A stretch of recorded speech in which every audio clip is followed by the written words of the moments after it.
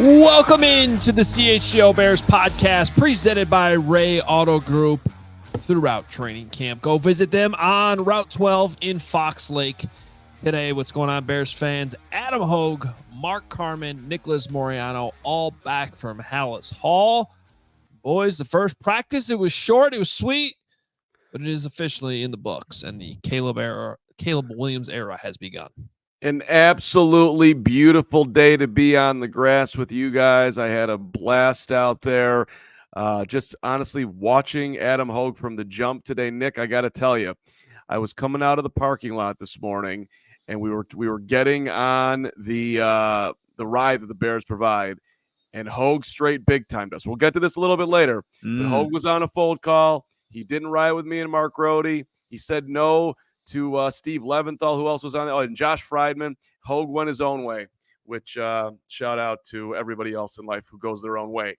But that's not what's important, by the way. Let's just get into best and worst here. And Hoge, let me tee you up. Your best and worst from the day outside of your just blatant dissing of your friend here at the Carm. I was going to say my best was that nice crisp walk I had on my own, with my phone to my ear.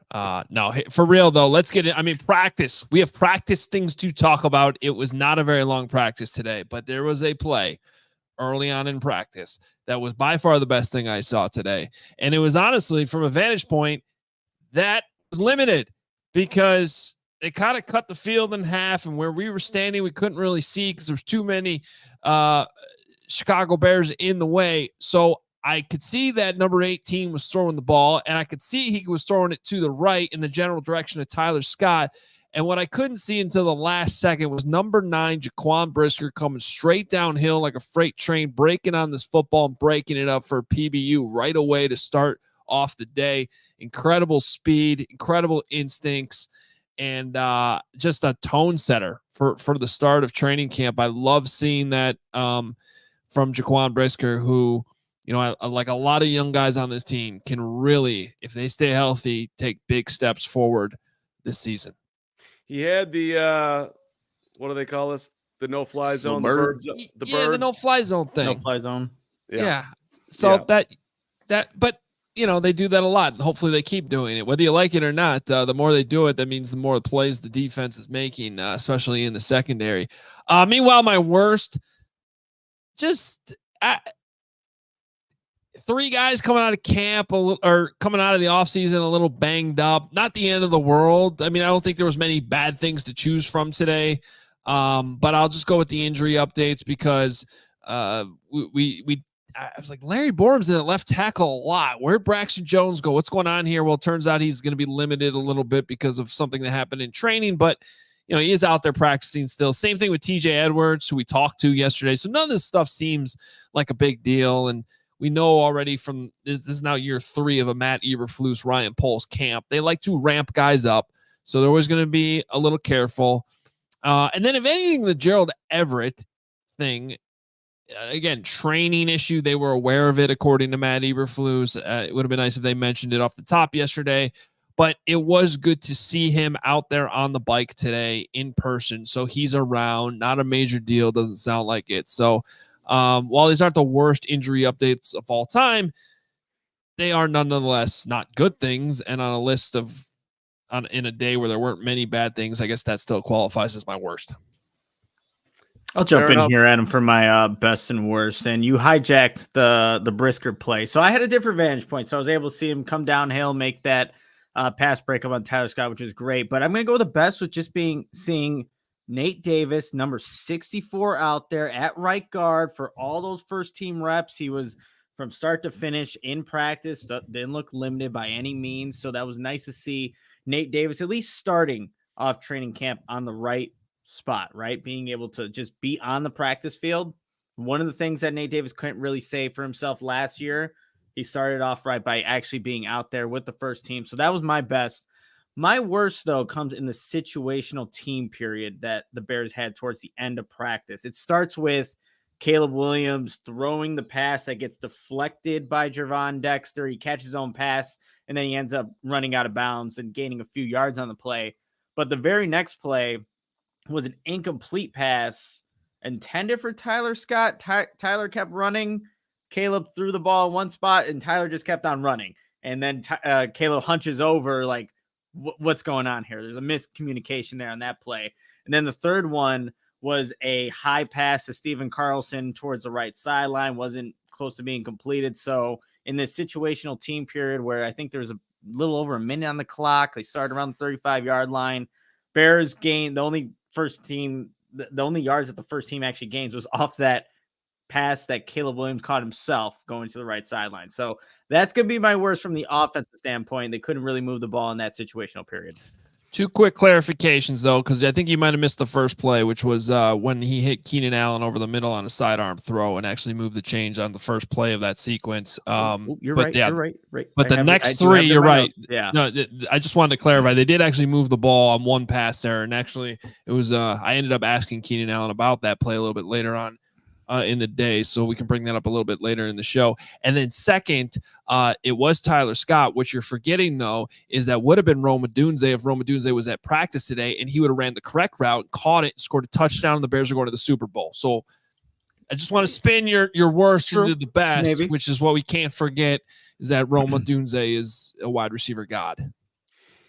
Yeah, and it was a blow to all of us today when we learned that Rome Odunze God wasn't going to be here for personal reasons, but he will be back tomorrow. Hoge, your injury stuff as a worst is appropriate considering it's the left tackle. We can dive into that a little bit further, but let me give you my best, which I thought was actually Keenan Allen at the podium and learning that he spent time with Caleb and they're going over plays, all of that. But what I thought that was really stood out to me was he's much different in the huddle now. He was less, he knows what he's doing. He's taking control. He's got a leadership to him. He's whatever words, it was all positive as far as Caleb calling the plays. And to me, why that's a big deal is you want eventually Caleb to get there and be, reacting and playing football like he knows how. So he's got to get all the fundamental stuff down.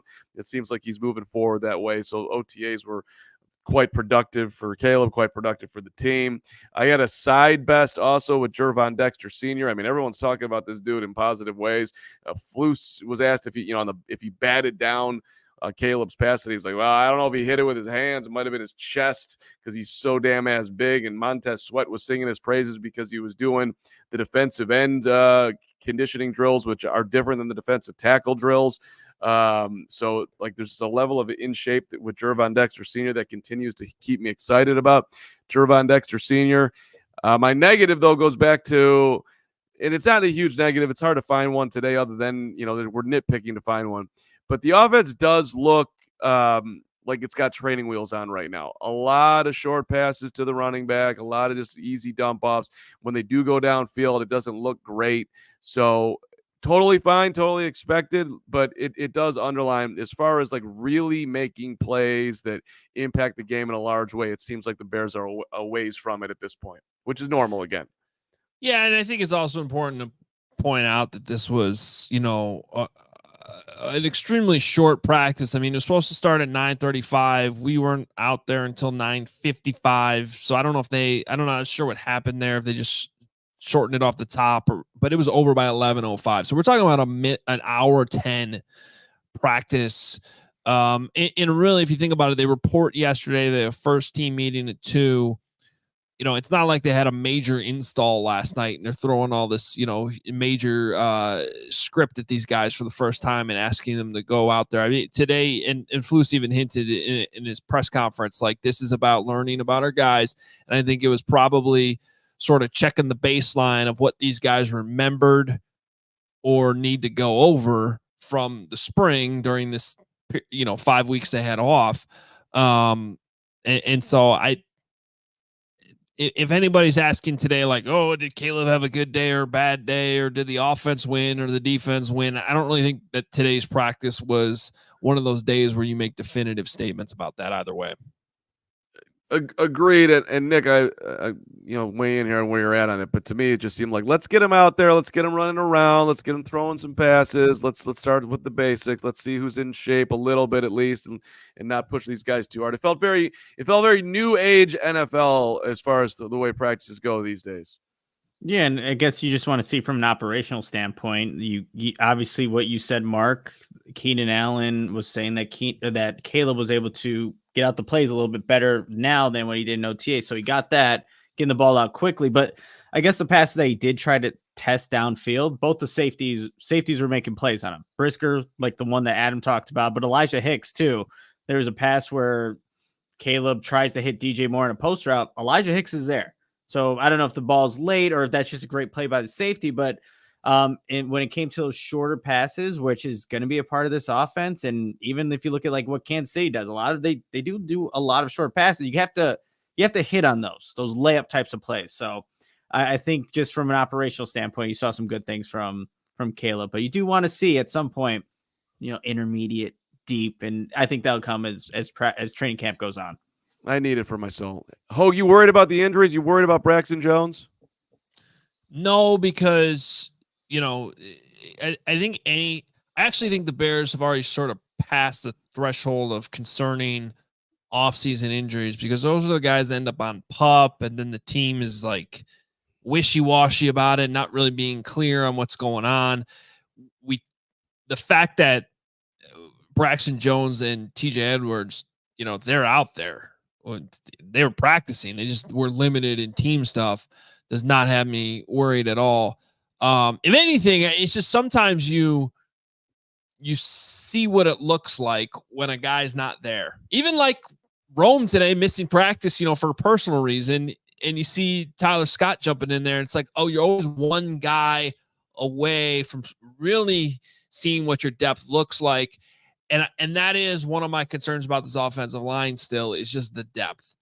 And like how quickly on day one, we already have Larry Borum out there. And I've said this about Larry. I think Larry's a solid swing tackle. I don't think he's the best swing tackle you could have in the league, but I think you can definitely go into the season with Larry Borum as the swing tackle.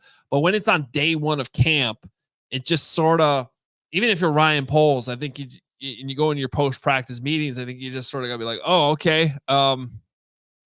I want to continue to look at options out there for depth, because all of a sudden in any game, you can have 1 and 2 go out. And now you're like, whoa, now we're totally on the fly. And let's not forget, they've spent this entire offseason trying to build this thing around Caleb Williams and insulate him with not only weapons, but protection. And quite frankly, the protection part of it's probably more important.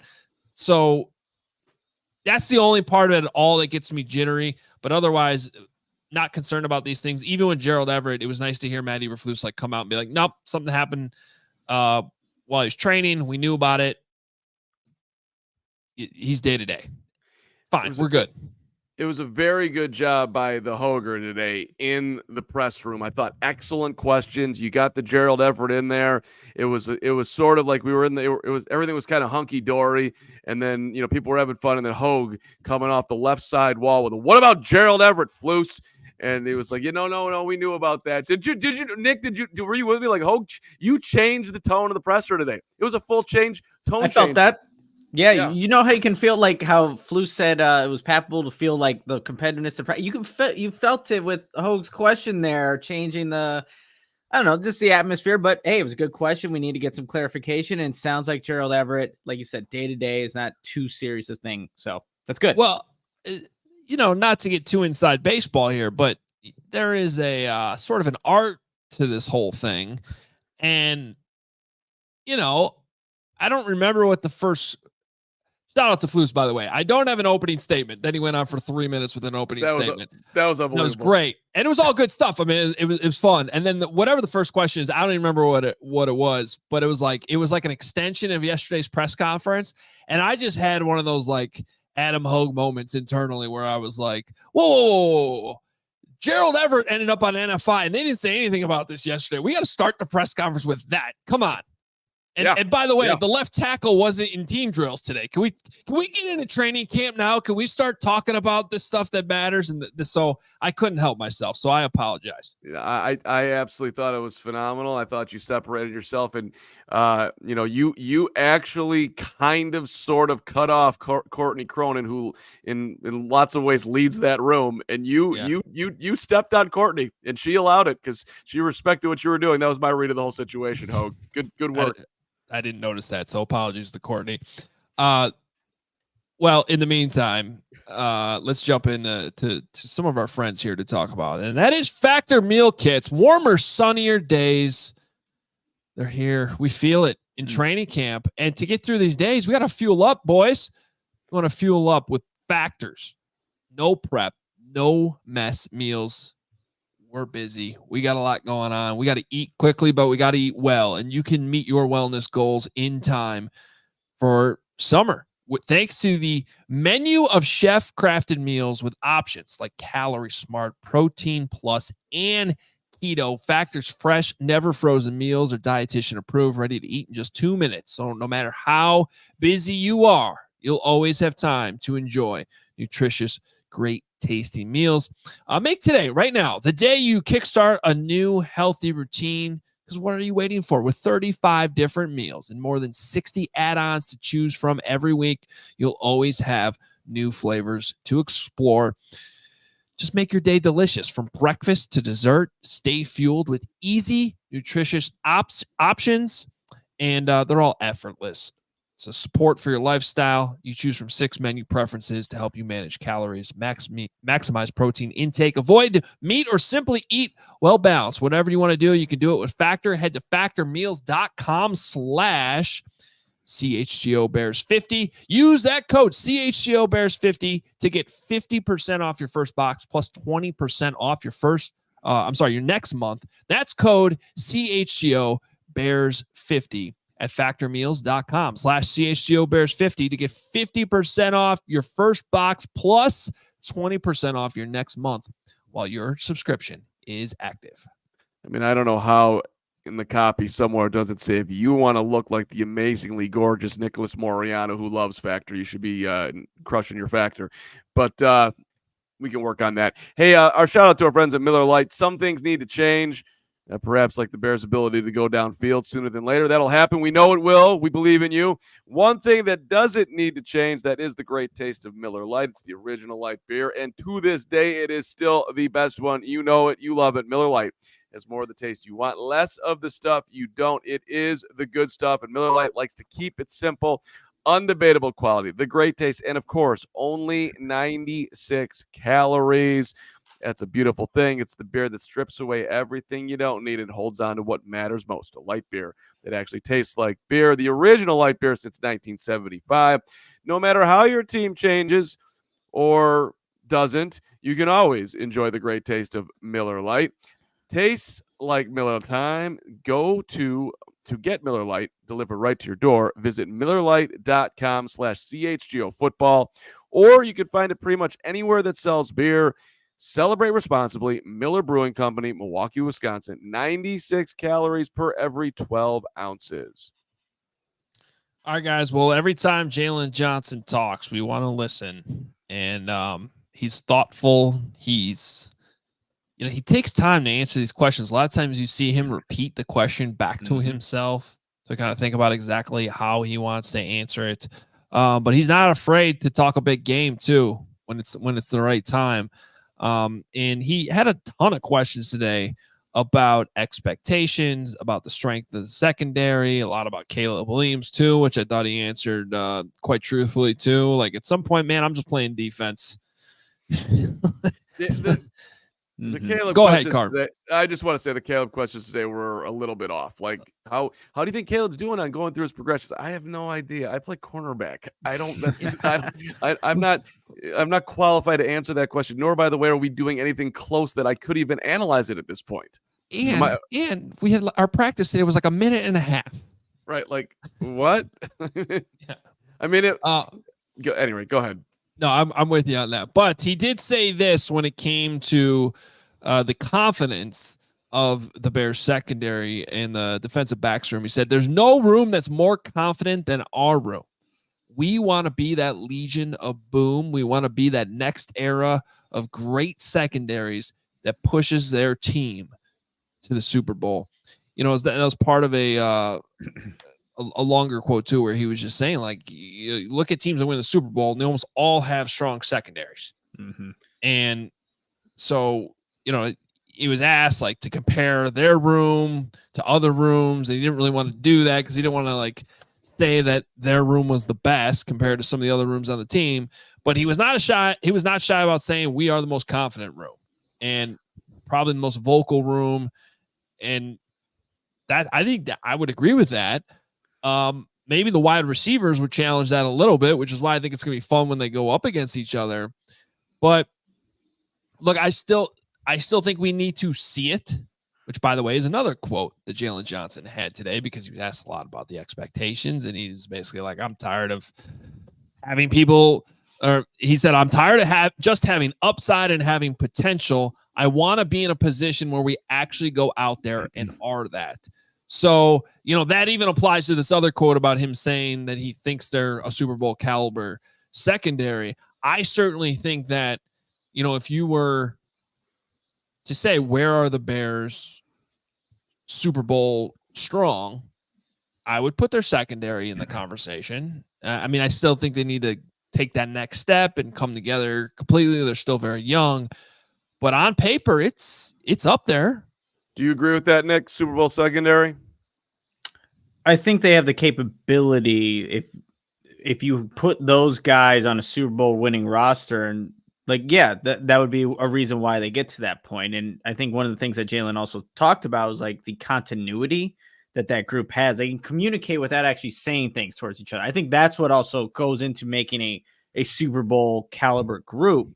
So I think the players are there, but we're still kind of waiting for the Kyler Gordon breakout season. This is year 3. You want to see Jaquan Brisker also do the same thing as well. And then Tyreek Stevenson, that back half of the season, carry over to the start of this 2024 season. So there are things that need to happen, but I think from a player standpoint, Carm, yeah, that group has a potential to be a Super Bowl caliber winning group. See, what I appreciated most from Jaylon today was when the second piece that we just put up there, that look, we can have all the increased expectations and all the love that we're all saying. And he didn't call out Tremaine Edmonds because that would have been ridiculous about yesterday. Like, are you a top 5 defense? 100%. Like, I'm tired of talking, man. We've got to go out and prove it. That was one of his direct quotes. That's what it is to me. Look, y'all they can.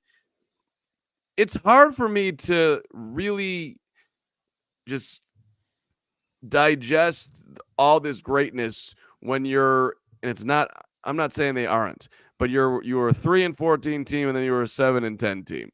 You were a much better team in the second half. I see where it's headed, but to me, the Jaylon part of we got to go out and prove it. You do. And can Montez Sweat really carry the load of the main guy that's getting to the quarterback all season long to give a little bit of a break on the secondary? Because no secondary is going to be successful if you're not getting to the quarterback. So you can only ask so much out of these guys. I don't know, Hoge. Are you looking at any other part of this defense as being elite? Because the secondary is not going to be elite if just on their own. That's nearly impossible to do. Well, and that's kind of where I wanted to go with this is to sort of, let's just start with the defense, I guess, is look at almost like visually in your head. Like when I asked you, can you see this secondary playing? I'm not saying the whole team, just the secondary. Can you envision in your head those players? This no-fly zone thing. Can you see Jaquan Brisker doing that no-fly zone thing in New Orleans in February? Because I can. With that position group, I can. But then the question becomes, what about the defensive line? Since you went there, Carm, let's talk about that. Can you see that with this D-line?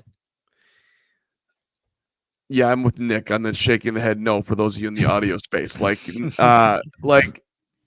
they're better. I'm excited to see what's coming. Super excited about what's coming from Gervon Dexter Sr., hopefully, but I'm also skeptical. Can he really make that big of a leap? I have no idea. I got to see it on the field. Jaylon said that again today. I asked him when he left me. I'm like, so you impressed with anybody in shape out there? And he's like, he just looked at me like cross-eyed. He's like, dude, I don't get excited about people getting in shape. I get excited about Sundays. And that's kind of I just think that's how it is. Yeah. Sure, I could be excited about Montez and Gervon, and maybe even DeMarcus Walker will have a big year this year or a better year. I don't know. I saw him fall down today, but yeah, maybe he'll stay up right there. It's you got to see it. I can't just do July 20th and be like, all right, we're there. That's like when I tell Jason McKee I'm excited about the Bears getting back on the practice field, and he looks at me sideways like, "Let me know when the pads go on, and I'll be there." I mean, we did like War and Peace with Jaylon today, and there's like really kind of nothing to talk about. I don't. Well, okay, so I think we're all in agreement though that that D line is a work in progress, and Yeah. you know, they have pieces. They at least a piece. Montez Sweat is a blue player for me, and a guy that you could see playing in the Super Bowl. I think the rest needs to be put together there. I could see an Andrew Billings though. Sure. Playing on a Super Bowl caliber D line, but it takes Gervon Dexter, you know, really, and we're going to talk a little bit more about Dexter probably in the next segment. But it takes that taking a huge step forward, and then probably, you know, someone's got to either develop or they got to add a number 2 defensive end as well. So I think we're out on the D line in terms of being like Super Bowl caliber right now. Mm-hmm. Let me just give one weird comment on the D line before we move on to the next position group, which is I was staring at Austin Booker from a distance today, and those legs, I swear to God, they've gained an inch since OTAs. It's unbelievable how long his legs are. So or his pants got shorter. Either one. His legs either got like, longer or his pants got shorter. Either one. Oh my God! He's 4 inches his legs over the dude's waist who he was standing next to. It was stunning. At any rate, go ahead. Once again, I feel validated on that weird question I asked Eric Washington way back in May or whenever that was. I mean, he came out.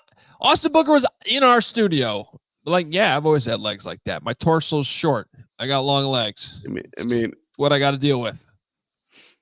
It's long and skinny, and I hope it's going to work out for him. We're all rooting for Austin Booker. Yeah, I mean, look, these are the things we talk about during camp. I had a whole walk back with Herb Howard and Pat the designer today, talking about my calves.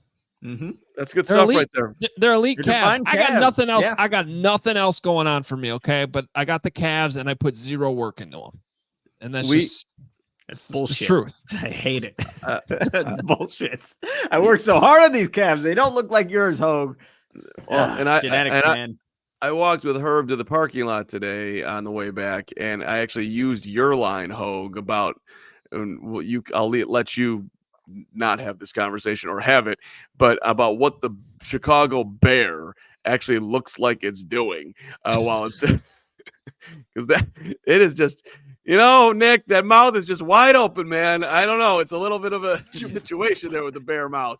He just looks very hungry for anything. Anyway, we made it 28 minutes, 12 seconds. It was a record, but yeah, Carm did it. He made it weird. Anyway, the linebackers. I could picture them in New Orleans playing in the Super Bowl. Bears got some of the best linebackers. Now, that's also a position where for some teams it's an afterthought, but the Bears have invested in the linebackers. Mm-hmm. They're 3 deep when you really only need 2.5, and you feel good about that group. Yeah, without doubt. I mean, TJ Edwards and Tremaine Edmonds, especially what you saw from TJ Edwards for last season, for a majority of that season, he was one of the better linebackers in the league. And I think that even though it's not a position that's valued as much as your defensive end or your cornerback, those Super Bowl teams that have those guys, it makes it an asset to have someone like that. I mean, I look at the 49ers, they go to the Super Bowl and they have Fred Warner, one of the best, a duo of linebackers really, and Kinlaw too as well. So I think that, yes, that group would definitely qualify when you're looking defensively, linebackers, Super Bowl caliber group. It was a bummer it's not a big deal, but it was a bummer today to find out that TJ is limited here to start up training camp. So hopefully that won't, be too long before he's back on the field going full speed, because that dude is just so solid, both in that locker room, at the podium, on the field, making tackles, being where he's supposed to be, getting the absolute most out of his talent. Tremaine is a great leader. And playmaker too. I hope he's going to have an upstart. Long answer to your hypothesis question. Yes. Oh, yes. I think the linebacker. But Carm, you have almost the exact opposite field though. When so when Larry Borum's coming in, Braxton Jones, because Braxton Jones is limited versus TJ Edwards limited. Jack Sanborn just comes in. Like it Yeah. speaks to it's a totally different feeling of trust and confidence when it comes to the depth at those positions. We'll hit the offensive positions here in a second, but first want to make sure you choose Ray Chevrolet as your first draft pick. You can find the right new Chevy and price for you. Visit our partner this July to shop the Freedom to Save sales event going on all month long at their location on Route 12 in Fox Lake or at raychevrolet.com. As one of the top selling Chevy dealers in the Midwest, you'll always be able to shop one of Chicagoland's largest Chevy inventories. Plus, find the perfect tailgate vehicle right now. Get $12,000 off MSRP on a new 2024 Chevy Silverado, or lease the new 2024 Chevy Trax for only $188 a month for 24 months. Or you can cruise into July your own way. Shop over 125 of their vehicles priced under $20,000. And if you've heard of Ray Chevrolet, you've also heard of Ray's Price Promise. Their guarantee to make your next vehicle more affordable than ever, with no price changing, no add-ons, no hidden fees ever. That means the incredible prices we're talking about now, you can expect to see the very same when you shop Ray Chevy in-store or online. Shop the Freedom to Save sales event all month long by visiting Ray Chevrolet in Fox Lake or raychevrolet.com. They've been serving the community since 1963. Together, let's drive. Shout out to our guy, Ray Scarpelli, our fantasy football guru here at CHGO, who just got married, who also is the master of cars and is dominating Oahu or someplace in Hawaii. I forget exactly where he's at, but enjoying his honeymoon. Congrats to Ray. And congrats to our friends at ComEd, because it is getting easier for businesses to switch to electric vehicles. That's something we can all get behind for the health of the planet, for the well-being of all of us who share it. That's right, Mark. The electric grid is evolving to meet your cleaner energy needs as we all move with confidence toward an electric tomorrow. Whether you have one delivery van or a whole fleet of shipping trucks, ComEd can help guide you to make the changes that make sense. So, Nick, what should business owners do? You should go to ComEd.com/clean to learn more about the resources, fleet rebates, and infrastructure incentives available to help businesses go electric. If you own a business, don't wait. Start making your plan today to switch to electric vehicles. Good for business, good for the planet, good for all of us. Go to ComEd.com/clean. Did you say ComEd.com/clean, Nick? I sure did, Mark. Go now and see how going electric connects us to a better way of doing business and a better future for generations to come. All right, Hoge, you tell us your number one position on the offensive side of the ball that's Super Bowl worthy, if there is one in your mind. I'm assuming you're going wide receiver, or are you going somewhere else? No, I think you got to go wide receiver. Keenan Allen was trying to be extremely nice and not boast today when he was asked about if he and DJ are the best wide receiver duo in the league. And then finally at the end, I think we goaded him into just saying, yeah, no, it's me and DJ. But yeah, I mean, like going back to the original question, can you see DJ Moore, Keenan Allen, and Rome Odunze running around on a Super Bowl field? Yes. My answer is yes. I think that group is good enough. I think it's, not to skip ahead, but I do want to speed this conversation up a little bit. I think tight end is probably the only other one that you would say right now. Obviously, eventually you drafted Caleb Williams number 1. You are picturing that to be if you're Ryan Poles, you're going to bed thinking about Caleb Williams hosting the Lombardi Trophy. But I don't know if you can say that right now before the guy's ever played an NFL snap. Yeah, it'd be a little bullish to say, but like if you're thinking with your Bears goggles on and you're looking on and thinking what can be, you would hope that Caleb gets there. And then, yeah, the only other option is really tight end, because it ain't the offensive line as a collective group. Maybe, you have one guy in Darnell Wright that you like if he keeps progressing at tackle, but not a lot of super caliber groups on the offense right now. I would slightly just throw in that the running backs are good enough to win a Super Bowl with. Like, I don't. There's plenty of talent there, from DeAndre to Roshan to Khalil Herbert, who's apparently giving us some love via his social media team. Hoge, thank you for watching CHGO Bears. Khalil Herbert's team. We damn right we think Khalil Herbert is a quality running back in this league, led the league in yards per carry 1 year at 5.7. Don't sleep on Khalil Herbert. So I think that group is good enough. The O-line is obviously the huge question, but I mean, I think the most important thing in this whole conversation is, hey man, we need Caleb to be that guy. And if he is, then all these groups are going to look sweet as hell. Like it will all come together. If Caleb can be the Caleb that they drafted him to be, the Bears are right there, man. That's like kind of the unbelievable thing, don't you think? If Caleb if somebody told you right now that Caleb played to the level that CJ Stroud played at last year, how many games do the Bears win? He throws for 4,100 yards. He threw whatever is CJ's. I don't know the exact numbers, but his touchdown interception ratio was fantastic last year. So if you get that, I mean, it's double digits. I think with those stats. 100%. Because honestly, this roster, the way it is right now, is probably better than where the Texans roster was in August of last year. No question. Yeah. No question. No question. So I would say more like, going to that level, which is maybe unrealistic, but maybe not unrealistic because CJ Stroud did just do it, and Caleb Williams is supposed to be that level of talent. It's unlikely though, yeah, especially in Bearsdom.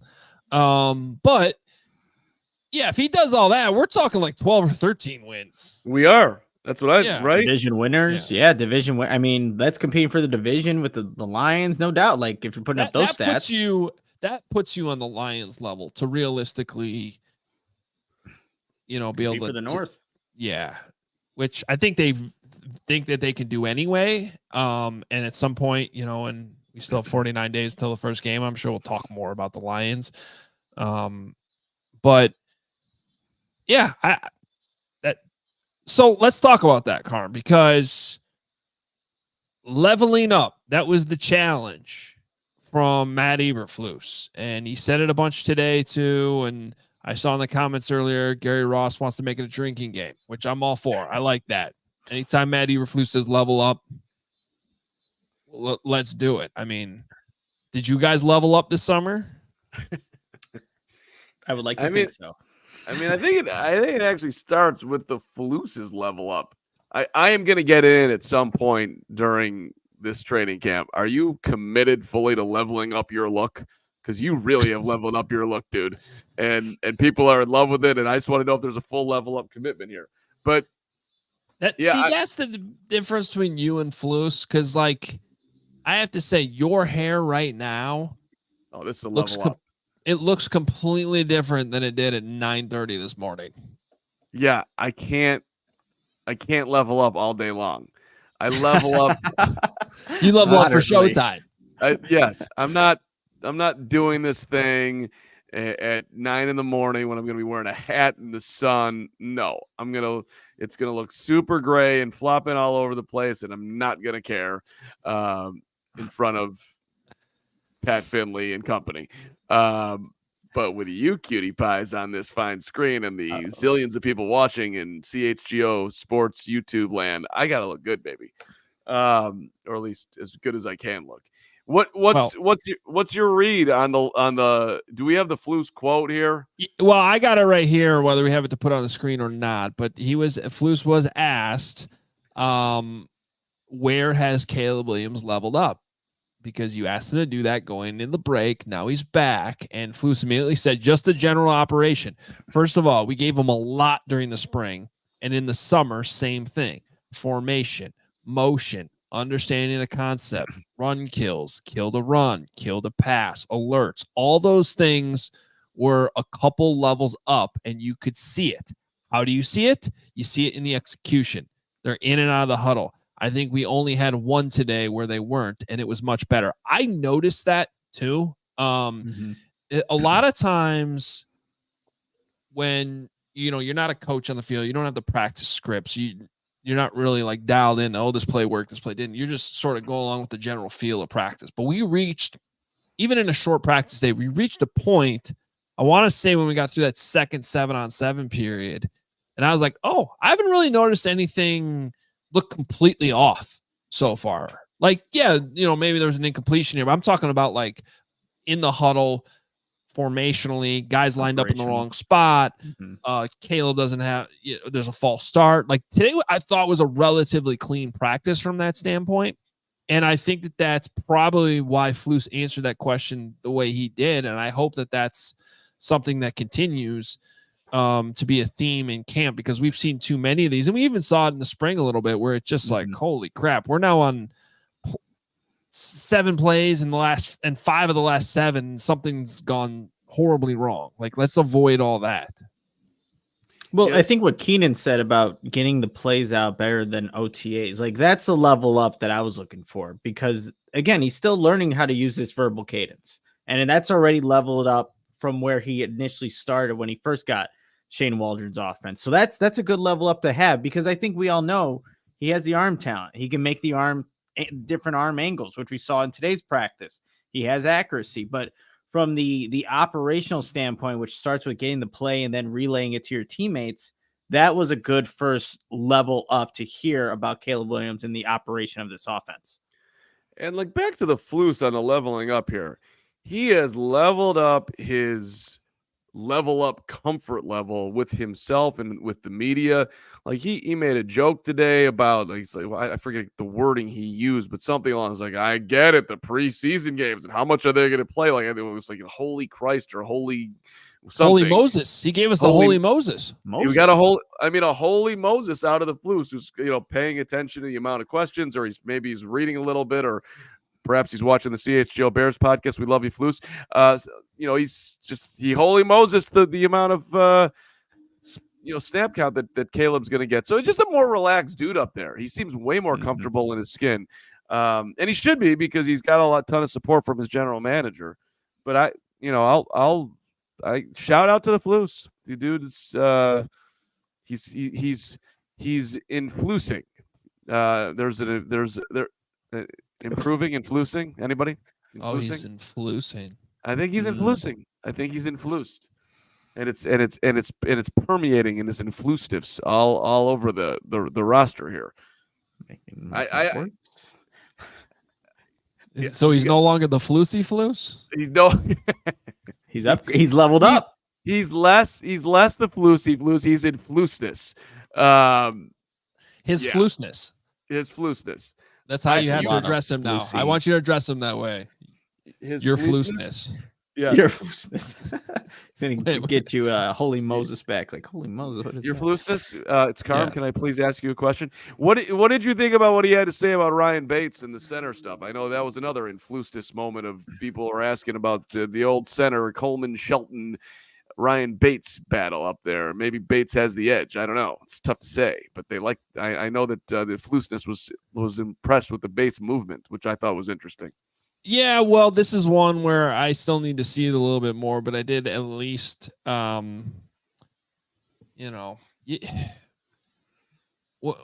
stuff kind of gets offered up on its own without, you can kind of sift through what's the standard, just backing your player answer versus things that actually do seem to matter. And I do think this was something here that mattered, because he was asked about Ryan Bates today, who was clearly the number 1 center, at least today. Remember, there was some switching back and forth in the spring.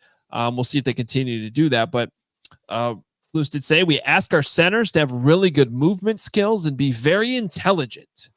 We run a lot of inside-outside zone. We're jumping to the second level, to the linebackers. So they got to be able to get on them, to stick on them and stay. He has that. And then the ability to make the calls, move the protections when need be, communicate, be a great communicator. That's what Batesy does. We got a Batesy there. So hopefully, guys, we've moved past the number 1 thing, which is just snap the damn ball to the quarterback. And that, by the way, has not been an issue. And hopefully it does, continues to not be an issue unlike it was last year. What a great reminder. That was the thing last year. Come on, Cody Whitehair, you could get it back there. Let's go, Lucas Patrick. What was that porn star that we had in here last year too? The guy with the long hair. He had the mullet from Dolphins. Feeney. Dan Feeney. Dan porn star Feeney. Why'd you call him a porn star? Because he looked like when I was in high school and we had, that stuff somehow like made its way around. There was Dan Feeney types in there. That's what they looked like. They had the mullet, big mustache. chest. It was him. His Phoenix cousin has been in there somewhere. But that's what it was last year. This year, yeah, no. I apologize to the Feeney family because they are local, and I guarantee you one of them is listening to this right now. It's a compliment to the Feeney family. Just that I'm not, it's an angle that he could have had that he chose not to use. He became an NFL player. Congratulations. Mm-hmm. Good for maybe him. Yeah. The I think a trip to the never mind. I'm not going down he needs to change the look up because there are a bunch of guys on that team that I would hire to be my accountant, not to judge a football player by his looks, but I don't think that Feeney could be my accountant. That's not the type he is. He'd be more be my porn star. By the way, Dan Feeney is in Minnesota now with the Vikings. Oh, there you go. Ooh, there we go. I'll run into him again. Continuing to roll on. I thought it was interesting that Flus, sort of outlined what they like in the center, the movement part, and it's. I mean, if you're a betting man, I think you're going to bet that Ryan Bates is going to be the Bears starting center, at least. Well, I'm curious how they do. What's tomorrow practice going to look like? Are we actually going to see Coleman Shelton work with any of the ones because he was primarily on the other field with the other offense operating while Ryan Bates. And I think Doug Kramer even got some reps with the ones at one point over a Coleman Shelton because he was on the other field. So I'm curious to see what practice number 2 looks like because, again, they were alternating in OTAs. Let's see what happens on Sunday. Yeah, I'm buying what the explanation was back in the spring that they're just trying to get both centers some reps with Caleb Williams. I think that's good game planning. I think that's it's just too important of a position, and the chemistry there is too important. The last thing you'd want to do is, get all ready for the season, and then all of a sudden Ryan Bates goes down in the last preseason game or something like that, and now all this work you've put in with Caleb Williams, you're throwing in a center that he hasn't worked with at all. So I do think that that's good due diligence that they are having him work with both. I'll be shocked if Ryan Bates is not the starting center. This goes back now 2 years worth of recruitment and trying to get this guy, and it would take a lot, I think, to move off him. But I can't wait to see when the pads come on and see what it looks like, because I've said this a couple times. I think he's the Gervon Dexter of the offense. If your concerns about this team right now are on the line of scrimmage, and they are for me, well, those are the two guys that can make a difference and make all of a sudden the missing piece that can make that all click. The pieces around them don't look so bad, or the questions aren't as big if those two guys come through. And on offense, I think that is the center, especially with how big of a problem that position's been for the Bears in recent years. All right, let's move off the O-line for a second and the center spot to one big, or I wouldn't call it big, one minor news piece of the day that does impact, I think, at least some of the people that watch this show, which is, and I know it impacts Gregory P. Allen Bragg. Shout out to Braggs. We miss you. We love you. They're not doing Family Fest at Soldier Field this year, and Flus was asked about it, and he's like, well, it wasn't anything that we didn't want to do, but there were conflicts with the dates. We couldn't find a date to do it. He said they could have done it on like 4 dates, but it just didn't work out. So I don't know. Reactions to no Family Fest this year and Flus's response? First of all, I think the explanation is legitimate. Mm-hmm. This is an event that normally happens the same weekend every single year. You can always kind of count on when you're reporting to camp and in the Soldier Field calendar, which the Bears get to reserve some dates, but they don't have complete control over. It's not their stadium. They can tell Soldier Field, hey, we need the first weekend of August for Family Fest. And we already know it's not the best of all options, but it is when it works, because it's always the same weekend as Lollapalooza, which sucks. But that's how they've had to do it pretty much every year I've covered the Bears. There's been a couple of years where they haven't done it and things like that. But in this case, you started training camp a week early. You have the Hall of Fame game to deal with. And, unless you come back from the Hall of Fame game and go straight to Soldier Field next weekend, that seems like a stretch, especially when you're going to have I'm assuming key pieces still in Canton. At least some pieces of the organization still in Canton dealing with the Hall of Fame. So I totally get it. I also understand like the fans, especially the ones that weren't able to get training camp tickets. Like it's much easier to get into Soldier Field that day. There's plenty of seats available. It's not like it sells out, so anybody can go. But I do buy the explanation that, look, they had to do it a different day and time this year because of the way the schedule worked out with the Hall of Fame game. And there was a concert that day. And Flu said there was a couple different dates they tried to do, and there were concerts. So you know what? Own your own stadium, Carm.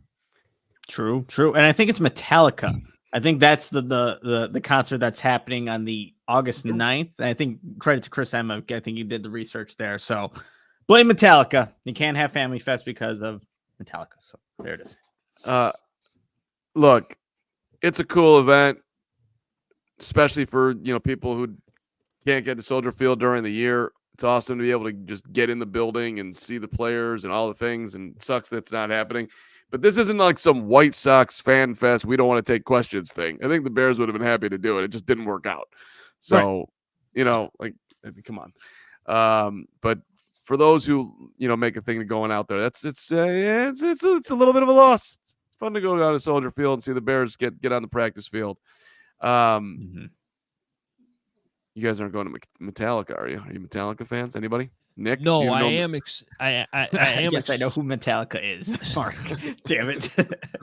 You don't get to do that for like a week, Carm, when you've never heard of the movie Twister. Oh, my pop culture is horrendous. It's embarrassing. Metallica. I mean, I asked the question. Name a Metallica song. Let's go Metallica songs off the top of your head. There it is. Enter Sandman. Oh, there you go. Yeah. Yep. Okay. Yeah. Nick wasn't pulling one. I mean, we all know Metallica. That's the one I know. Yeah. Yes. Go ahead. I am bummed that I'm missing George Strait and Chris Stapleton tonight, though. So that is Mark's face. Why are you missing it? Why can't you go? Because it's 3:00 and start. And it's at Soldier Field down in the city, and I didn't plan it that way. Also, James has a golf match in 2 hours I have to go to. Okay, there it is. I mean, I can, I'll send you the Carm's limo service over here. Should be sponsoring the show. Get you down there. He'll overcharge you like he did when I flew back into O'Hare the other day. Guys, I've got his card. Charged me $165 for a 20-minute ride. One of the worst performances of my life. I want to kill that guy. A lot just came off your chest. Yeah, that was amazing. I'm sorry, man. I'm not sneaking in a concert in the city the first weekend of Bears training camp. We got another practice tomorrow morning. Mainly because I know myself, and I would not behave tonight, and I need to be ready to go tomorrow. So there you go. I want to talk about Javon Dexter real quick before we get out of here too. Sure. We touched on that earlier, but he had a great play in the 2-minute drill today, which I saw from my vantage point perfectly. And it was Javon Dexter who knocked at, you got to call it a knockdown, not a tip, because Caleb went to throw the ball over the middle and Javon Dexter just popped up and like blocked it with his chest. Now, good job by Javon Dexter, and everybody's raving about how he's in shape. Small little thing that I just do think bears watching. Now, we're talking about a giant in Javon Dexter, but this is where I do wonder how much Caleb Williams' height is going to come into play sometimes, because even for somebody as big as Javon Dexter, even when he's jumping, to have it like, I don't know. I haven't seen a replay. Maybe the Bears are going to put it out there. I don't know if it hit him in the face or the chest, but it was not like he had to jump up to go get it. So, and then meanwhile, though, on the other end of that, the throw, and maybe this is why he did it, because what was it? It was the very next play. So the play before Javon Dexter knocked this down, Caleb tried to do a little sidearm, and he found a window through all that traffic and got it to Keenan Allen. So he's got the ability to do it, which is something I always gave Russell Wilson credit when everyone was like, Russell Wilson's too small. Russell Wilson's too small. Well, he creates his own throwing windows with his feet and with his arm. And Caleb Williams, 1,000%, it's one of his best attributes. I think I even named it as my favorite of all of the things in his scouting report is his different arm angles. But sometimes it might lead to some bad things happening if he's trying to do that through traffic and somebody big like Javon Dexter just happens to be standing there and then the ball goes up in the air. Now, again, getting back to the good Caleb Williams, this thing happens to go right back to him and he catches it and he runs it. Now, you could argue in a 2-minute drill, maybe you should just knock it down and go to the next play and stop the clock, but it still showed off his athleticism and all the good. So, good for Javon Dexter. Interesting play. Probably the most fun play that we got to see today at camp. And I don't know. It's weird you mentioned that, Adam, too, because I was using my binoculars as I was watching practice as the Bears are kind of all the way down the field. But when you do see Caleb stand next to his offensive line, you can almost like lose Caleb Williams in it.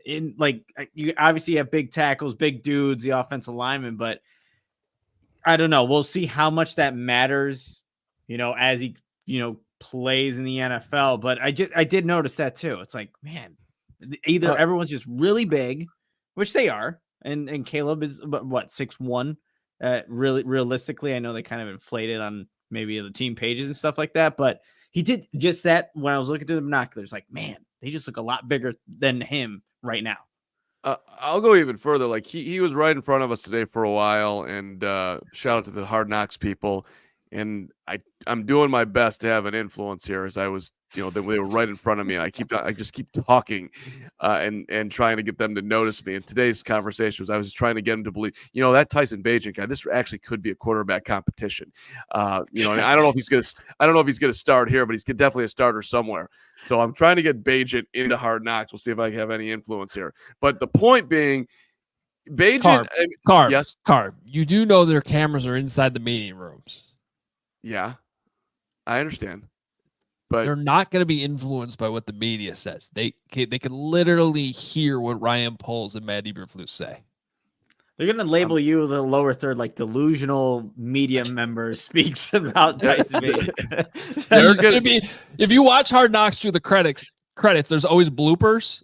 That's going to be like, this is random reporter who thinks there's an actual quarterback competition. They're gonna think that behind the scenes that those guys are lying to them, Poles and Flus, and that really we uncovered something with the brilliant media man in the left corner.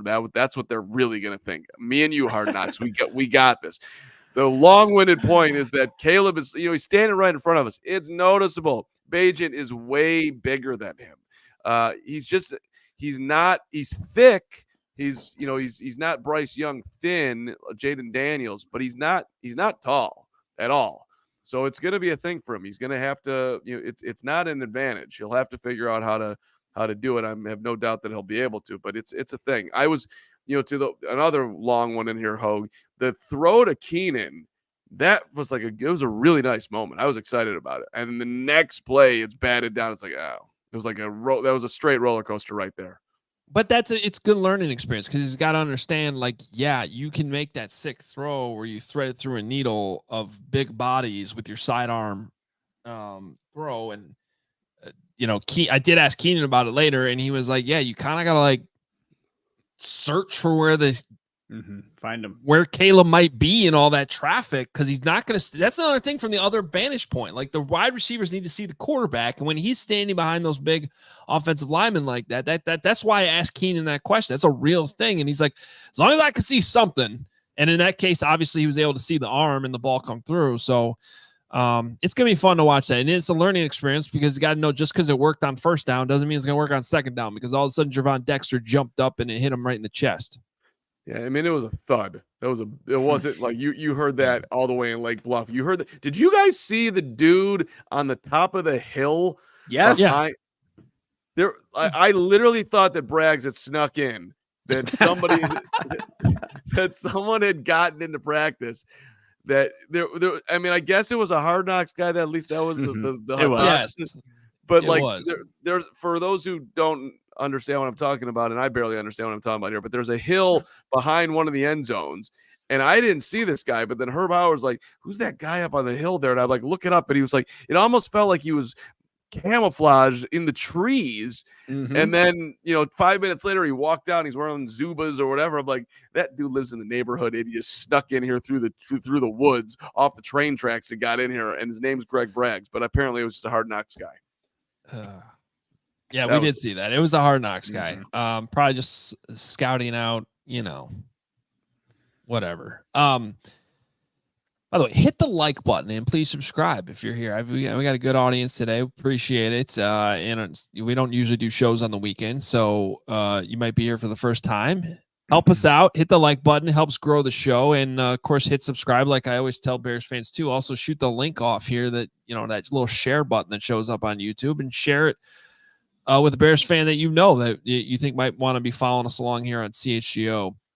Throughout the season. Also, make sure you sign up to be a diehard, allchgo.com/diehard. My first Bears Things newsletter came out this morning, and shout out to our guy Pat Norton too, because he's going to help compile all the content and kind of beef that thing up, so you can get that if you are a diehard, delivered to your inbox. So if there's anything you missed, it's in there every morning for you. And of course, there's a million other perks you get with being a diehard. You get 20% off all merchandise, all events, plus a free t-shirt right off the bat when you sign up. So go check all that out. And of course, you get Carm's thoughts and all of Nick's great content there when you are a diehard as well.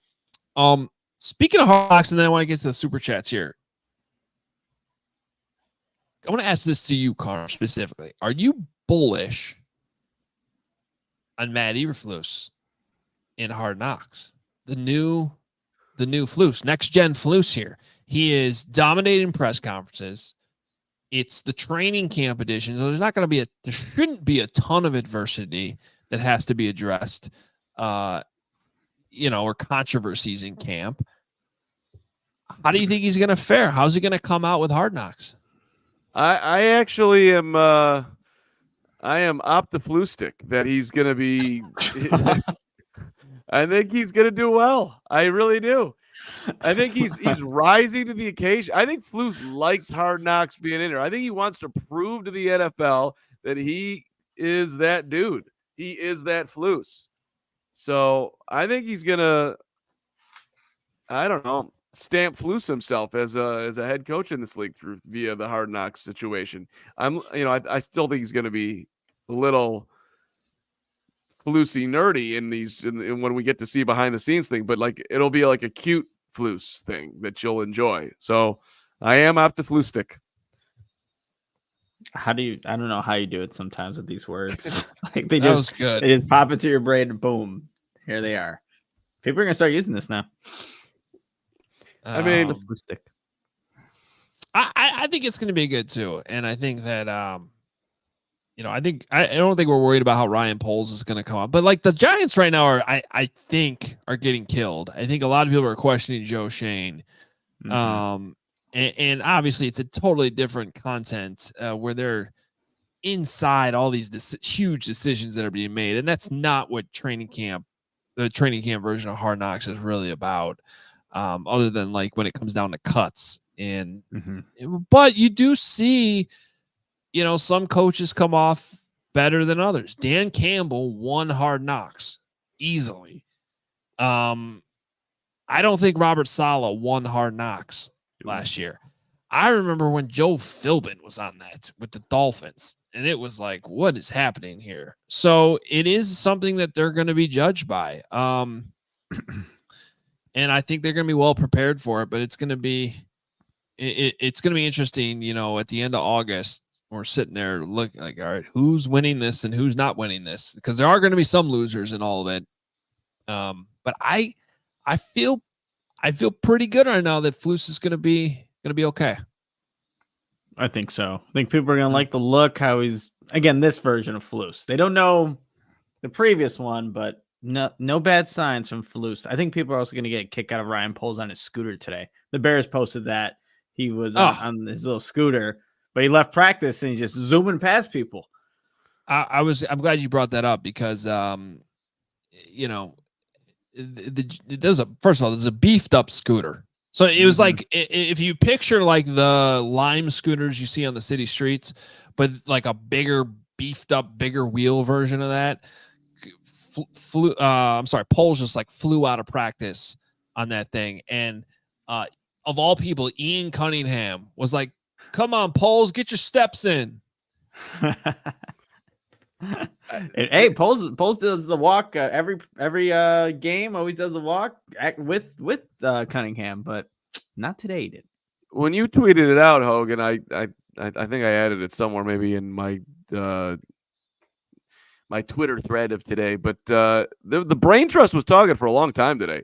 Poles and Cunningham and Warren and Ted Cruz and Ted Cruz, the Bears' new PR director. Those guys were. I mean, it was a good 30-minute conversation going on. Yeah. And I got to say, team president, general manager, assistant GM, PR guy, 4 African-American dudes. I mean, that is a long way from the Bears are. Shout out to the Bears for their progressiveness, man. That is not your standard NFL front office right there. It's not that nothing's new there, but I kind of just was like, wow, it's cool. What's happened over here, and hopefully more importantly, they'll win a ton of games. But shout out to the Bears. Yeah, and it goes way beyond that too, because with some of the positions that have been hired, plenty of diversity, plenty of women being empowered too throughout the organization and other positions. And that was an observation of mine today. Just sort of you could see it out there, and how different this whole organization just looks. And I'm not just talking about the people. I'm talking about like little things, like really little things. Like they added shade to the stands this year. When you come out to practice, there's actual shade canopies they put over the stands, so you're not just baking in the metal bleachers. Like seriously, like little stuff like that. It feels different. It not just looks different, but it feels different. It feels like the Bears are. I'm gonna be hesitant because we've gone through this before. The facility's not brand new anymore, and I've said this like, it feels like the Bears are catching up to the rest of the league. In some ways, though, it feels like they're actually getting all of a sudden now it feels like they're getting ahead of the league in some areas, which is good. Now will the winning catch up? Because that's ultimately that's what everybody cares about. Everybody wants to see that. Yep. Yeah. All right, let's get to some super chats to close out the show. And we got Patrick Simmons here, $10. If anyone has the ability to help Dexter reach his potential, it's Flus. I love Sweat, but I still maintain the D-line's improvement in the second half of the season was overly credited to Sweat. That's an interesting take. Not sure I totally agree with that, but I do agree that Dexter's improvement is huge. And I would also say Eric Washington will play a huge role in that too, as a former D-line coach who is now the defense coordinator. That was interesting when Eric Washington got brought up today, and I think it was Sweat that said he's very hands-on, really wants to be involved in that D-line. Patrick, appreciate that, the super chat, my friend. Hope you're doing well. Chicago-driven, $5. Assume Caleb is serviceable this year. Not great, but good with signs of promise. What would you 3 do to make this team take the next step up next year? Come on, Chicago driven. Let's stay in the moment. Be where your feet are. We're not doing next. We just started training camp today. Can we not do next offseason shows? Get a pass.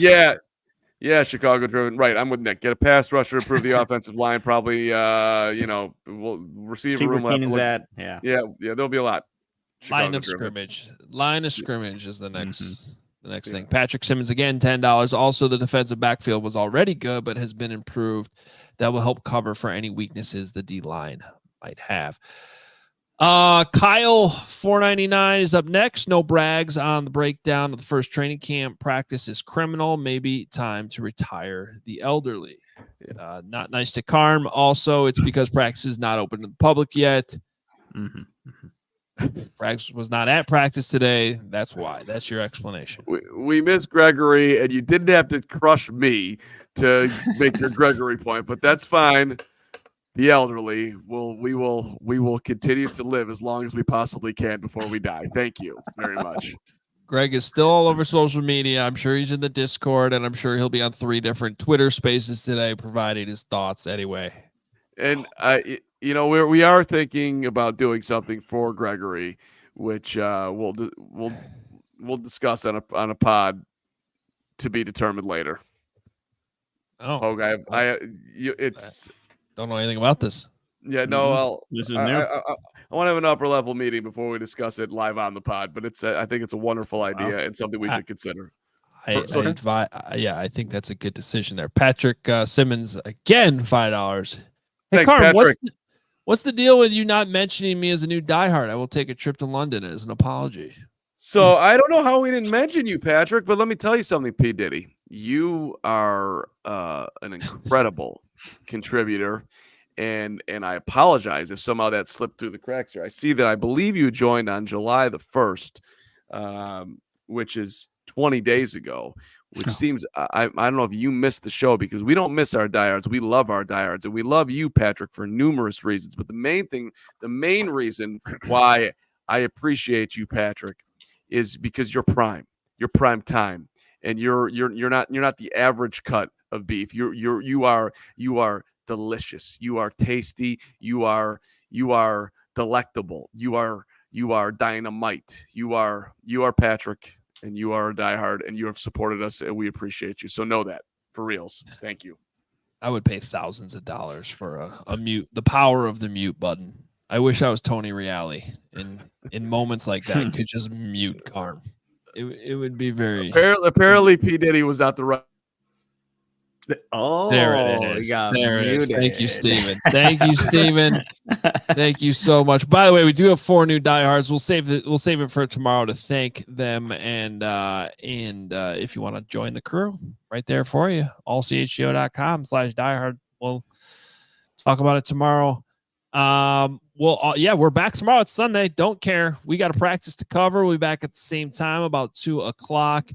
And to bring the show full circle off of what Carm teased off the top, I may or may not have faked the phone call to avoid the cart ride with some people this morning. And, I wanted to get my steps in. Unlike the GM, I wanted to get my steps in and walk. Hoge literally went fake phone call to not ride on the cart that I was on. One of the greatest moves in media history. I mean, you not only did you go fake phone call, you sold the fake phone call. It looked real as hell. It looked like the most serious phone call of all time. You had the walk going, the whole thing. Well, in fairness, it wasn't. I sold it because I accidentally called my wife. So it was a fake phone call, but I actually did dial a number with my face, and my wife picked up. So, we had a conversation real quick. Yeah, it really wasn't a fake phone call. I had to call my wife. It was very important. I gotta tell you, the reason for your fake phone call had a tough day today. It was a tough day for fake phone call, which I think will be the new name for that individual. Tough day for fake phone call, but he'll bounce back. So let's all level up tomorrow, boys. We'll be back. Even you, fake phone call. Whatever it is you do. We'll talk to you tomorrow.